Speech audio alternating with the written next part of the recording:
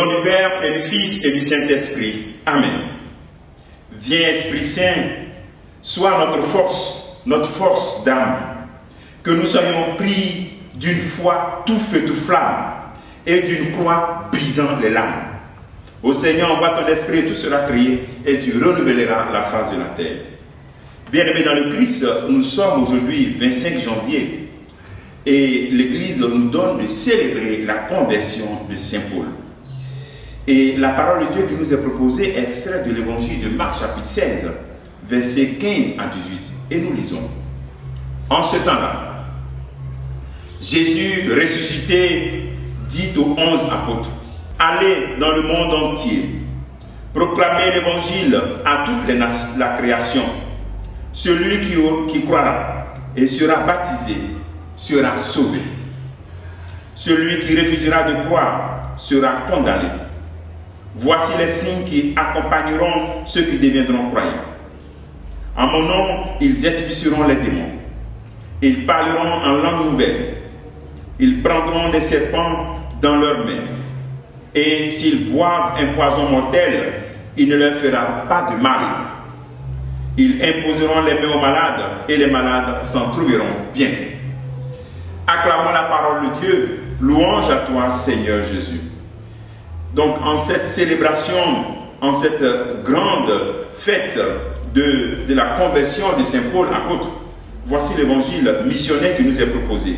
Allez dans le monde entier. Celui qui croira sera baptisé, sera sauvé. Celui qui ne croira pas sera condamné. Le fondement de la vie chrétienne, c'est d'abord aller. Aller. Être en mouvement.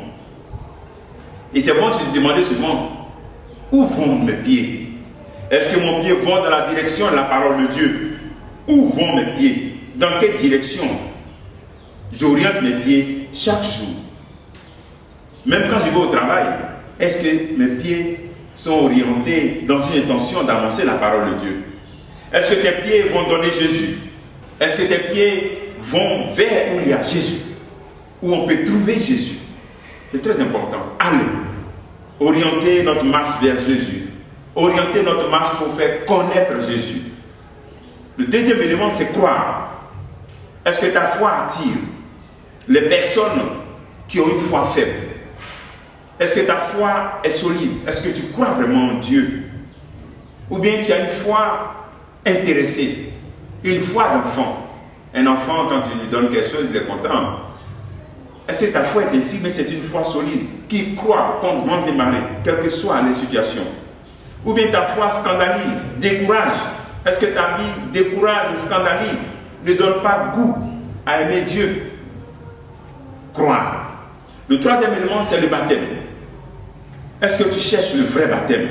Le baptême de la conversion, de la repentance, qui permet de vivre sous l'emprise de l'Esprit Saint. Comment tu cherches le baptême? Toi, catéchumène, est-ce que tu cherches le baptême de façade, avoir le baptême pour le baptême? Ou bien veux-tu réellement rencontrer Jésus-Christ et devenir son disciple? Ou bien c'est le baptême de fête, le baptême de défilé de mode. Donc voici un peu ces trois éléments essentiels si nous voulons être des missionnaires comme Paul. Parce que dans le baptême, nous rencontrons Jésus-Christ qui vient et qui vient nous sauver. Alors, est-ce que tu es vraiment sauvé? Lorsque nous recevons, nous accueillons, nous allons et que nous croyons et que nous sommes baptisés, nous sommes sauvés. Nous devons communiquer cette vie des sauvés, des personnes sauvées. Nous sommes déjà sauvés. Il nous est maintenant de vivre maintenant en sauvés. Il nous faut vivre en sauvés et de communiquer que nous sommes sauvés. Que nous sommes sauvés et que nous avons le meilleur ami du monde. Et que nous avons la meilleure manière de vivre, celle d'être des disciples du Christ, d'être des chrétiens, des personnes sauvées. Le sauvé doit briller, briller dans tout ce qu'il entreprend. Même dans les épreuves les plus dures, il montre qu'il y a l'espérance, il ne se décourage jamais. Briller même quand il vit une situation de difficulté incompréhensible. Et ensuite, voici les signes qui accompagnent. Lorsqu'on part, lorsqu'on croit, et lorsqu'on est baptisé, on reconnaît la puissance de baptême. Et encore, lorsque ensuite on est sauvé, on arrive à expulser les démons. On arrive à imposer les mains aux malades, ils sont guéris. On arrive à boire même un poison, cela ne nous fait rien. Voici la puissance, la présence de Dieu qui crée cette nouveauté. Que le Seigneur fasse de toi un missionnaire. Et comme travail que tu pourras te demander aujourd'hui, tes pieds iront-ils donner la parole de Dieu en ce jour à quelqu'un? Que le Seigneur te bénisse au nom du Père et du Fils et du Saint-Esprit. Amen.